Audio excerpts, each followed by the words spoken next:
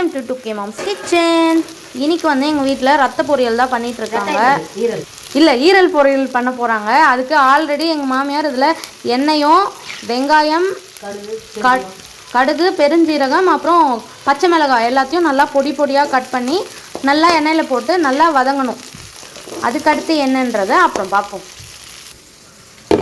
இது வந்து ஆட்டோட ஈரல். இப்போ இதை க்ளீன் பண்ணி எடுத்துக்குவாங்க. அதுக்கடுத்து அதில் போட்டு கிண்டிக்க வேண்டியதுதான். அப்புறம் கருவேப்பிலையும் சேர்த்துருக்கோம், சொல்ல மறந்துட்டேன்.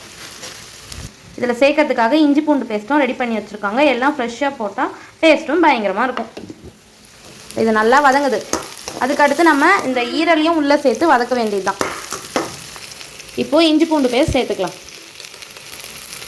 2 டீஸ்பூன் சேர்த்துருக்காங்க. இப்போ இதுவும் நல்லா வதங்கணும். இப்போ இதை நல்லா கழுவுன ஈரலை தண்ணியை வடிச்சிட்டு எடுத்து இதில் சேர்க்க வேண்டியது தான்.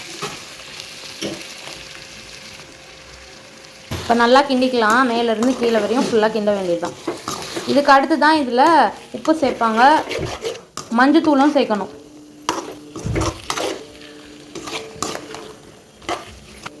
மஞ்சத்தூள் தேவையான அளவு சேர்த்துக்கலாம். இது சீக்கிரமாக வெந்துடுமா?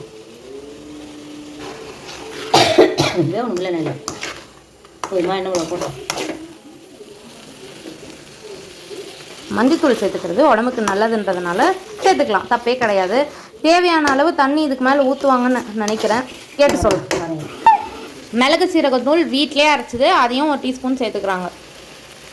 இதுவும் வீட்லேயே செஞ்ச கறி மசாலா தூள். இது வீட்லேயே ஃப்ரெஷ்ஷாக ப்ரிப்பேர் பண்ணுவாங்க. இதுக்கான வீடியோ வேணும்னா கீழே கமெண்ட் பண்ணுங்கள், நான் மறக்காமல் அதுவும் போடுறேன்.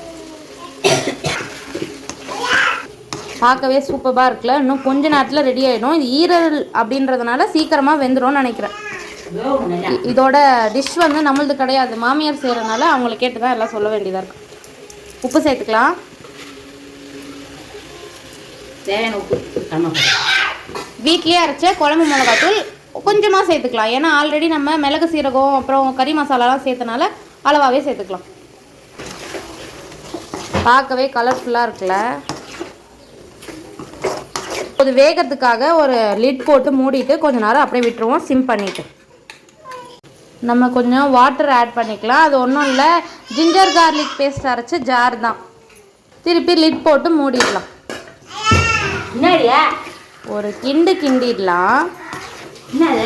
அகைன் க்ளோஸ் பண்ணிடலாம். ஃபைனலி ரெடி ஆயிடுச்சு. இது பேர் வந்து ரத்த ஈரல் பொரியல். இந்த கடாய் வந்து கீழே அடி பிடிச்சி அது கிண்டி அதில் பூவா போட்டு சாப்பிடும்போது ரொம்பவே டேஸ்ட்டாக இருக்கும். உங்களுக்கும் இது ஃபேவரட்னா மறக்காமல் கீழே கமெண்ட் பண்ணிவிடுங்க. ஃபைனலி இதுக்கான அவுட்புட் செம்ம சூப்பராக இருந்தது. பர்சனலி எனக்கு ரொம்ப இருந்தது. ஃபர்ஸ்ட் டைம் ட்ரை பண்ணுறேன் இந்த மட்டன் ரத்த பொரியல்.